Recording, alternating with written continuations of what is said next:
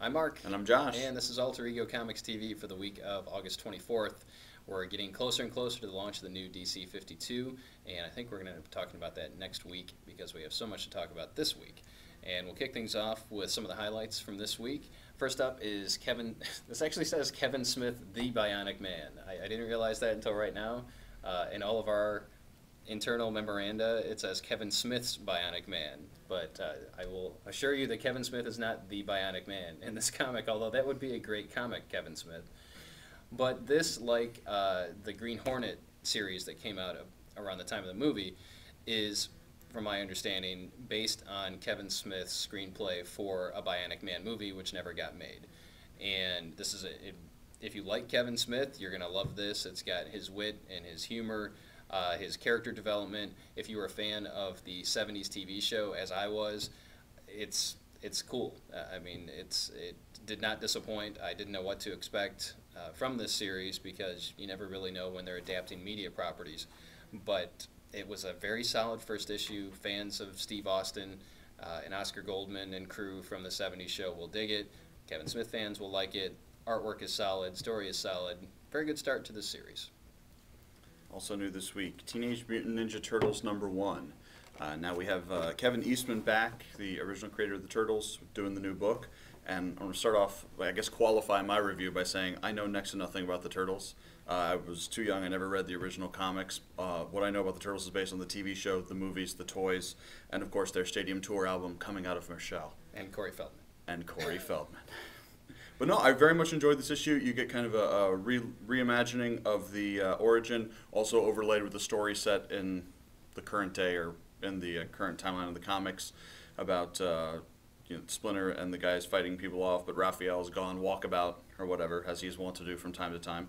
And it was very strong. I was sort of hesitant to check it out, but I actually really liked the first issue, and I'll definitely be following the series. So is it more of a continuation of the story, or is it retelling of the origin? Do they just jump right in? And it jumps right into a story in the current day, and then you see flashbacks that give you this version of the origin. And Gotcha. Like I said, I don't know how that jives with the original version, but I didn't have any questions that weren't answered by the issue. Awesome. Well done, IDW. Batman Gates of Gotham #5.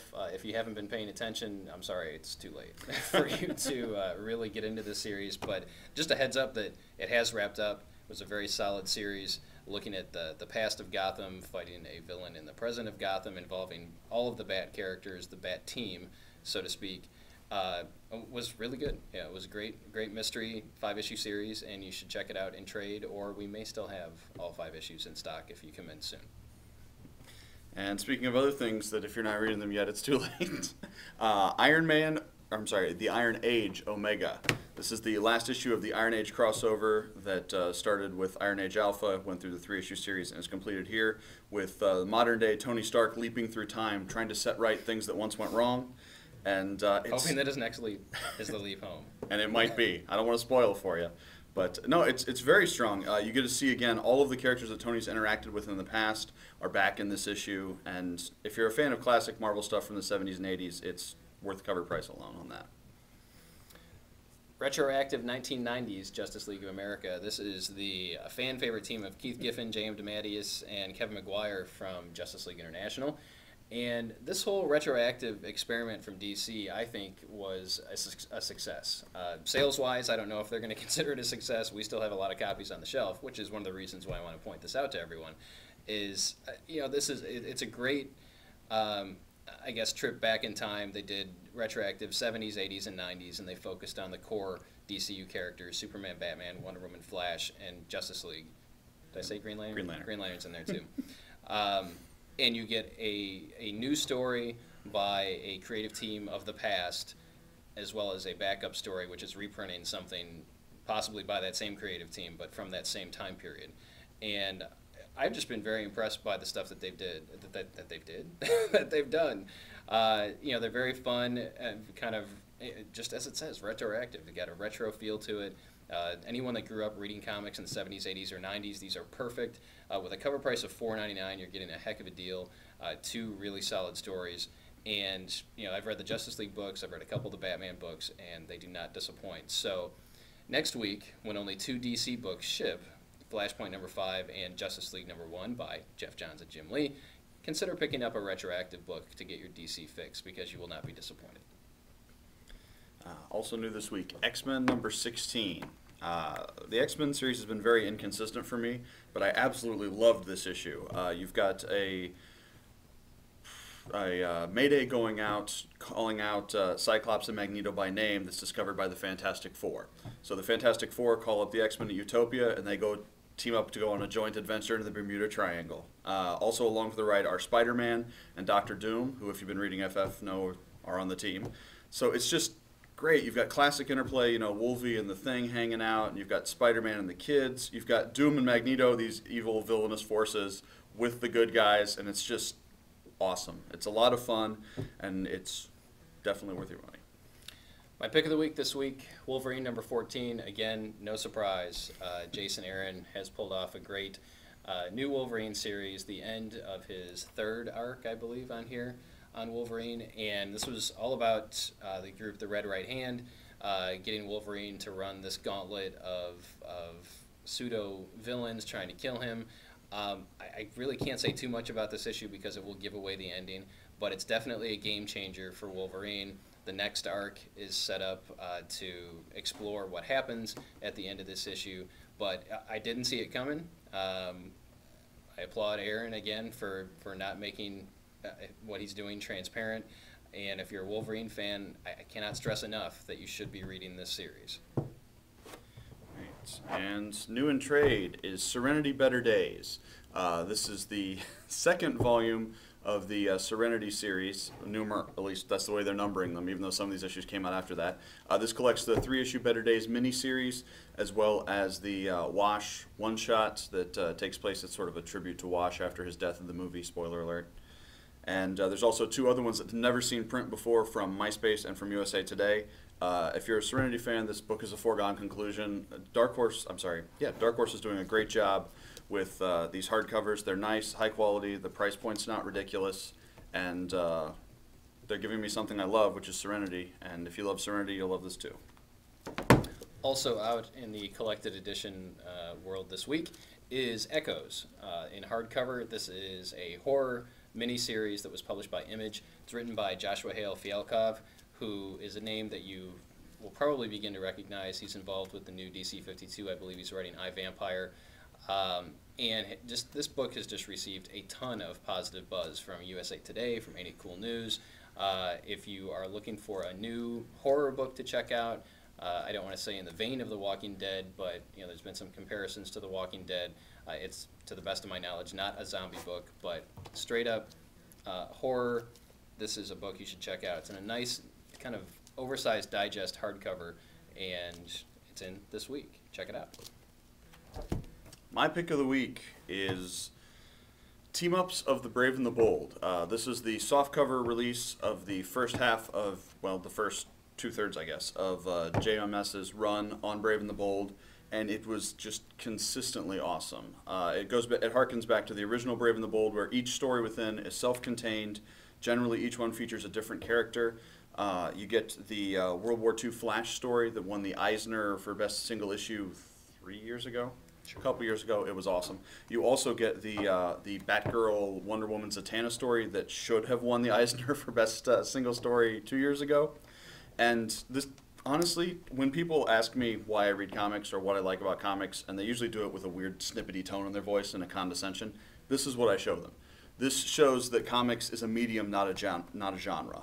There's stories here that are tragic, there's stories here that are funny, there's personality profiles, and it's really the best of us, and you should totally own it if you don't.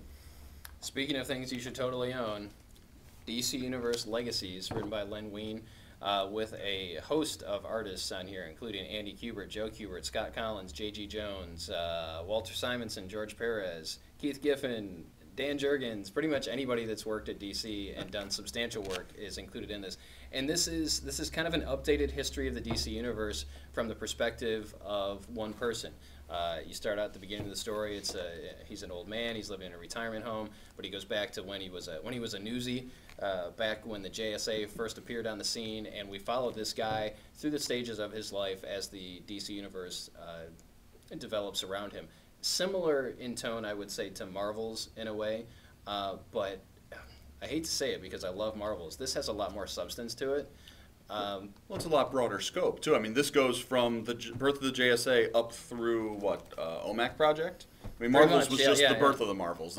This is like all of DC history essentially. It's DC from the birth of JSA, as Josh said, up to the OMAC projects, and it's so good. And to see the different artists that were involved with it, and it's for those that are fans of DC history, it's nice to look back and see the different events that happen. They do a two-issue segment on Crisis. They cover the stuff that happened in the 90s, the death of Superman, Bane breaking Batman's back.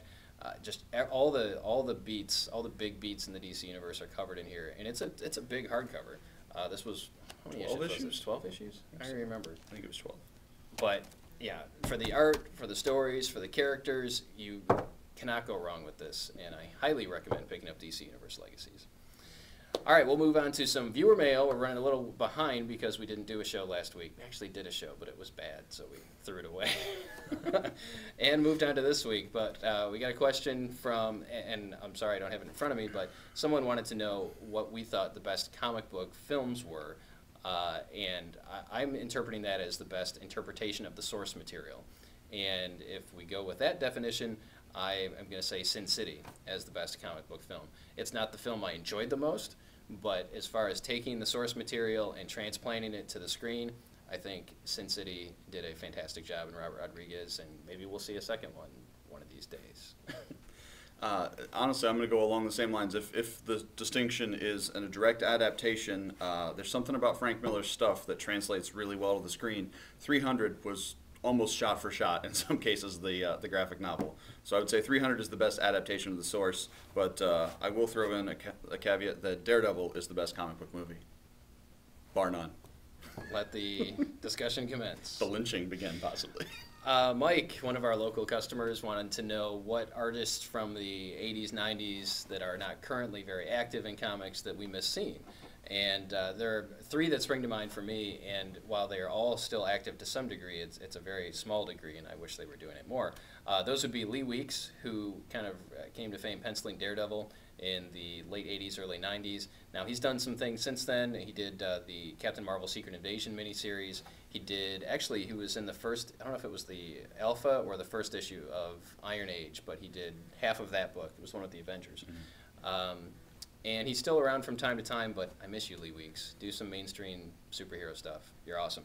Art Adams would be another one, and again, he was doing Ultimate X, and that just was so late, unfortunately. I don't know if anybody cares about Ultimate X. I honestly don't. I think it's done. It was 5 issues. Yeah, it was 5 issues, wrapped up about 2 months ago. Yeah, it wasn't took, bad. 2 years to do 5 issues, I think. But when Art Adams was doing X-Men and Longshot and stuff like that, just fantastic. In fact, I had an Art Adams X-Men poster when I was a kid. It was great.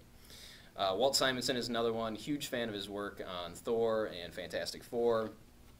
He did a RoboCop Terminator series. Frank Miller wrote it and he drew it back in the late 80s.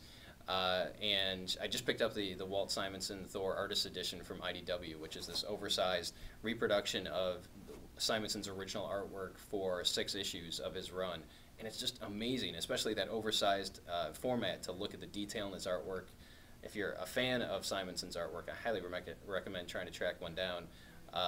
But Simonson, he actually is doing one of the incentive covers for Teenage Mutant Ninja Turtles. We don't have that cover, but he's turned into more of a cover guy than an interior art guy. And Walt, I wish he would come back to doing some interiors on a regular basis.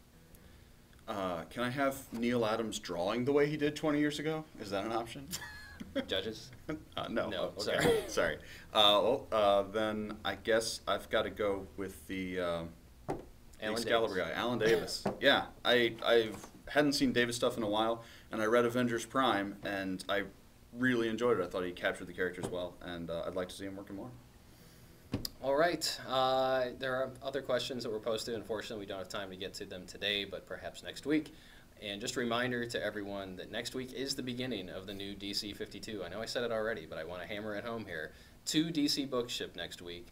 Flashpoint number 5, which wraps up the miniseries, and Justice League of America.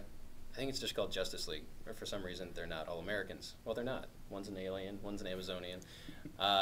Anyway, Justice League by Jeff Johns and Jim Lee, which is probably going to be the best-selling book of the year if initial numbers pan out. You don't want to miss these. Now is the time to get on board. If you haven't read comics in a while, now is the time to come into our store, your local store, and get into the new DC 52. Easily accessible first issues, a variety of characters, a variety of genres, and really, we're excited about it. We want to hear what you're looking forward to in the new DC 52, so leave that in the comments below.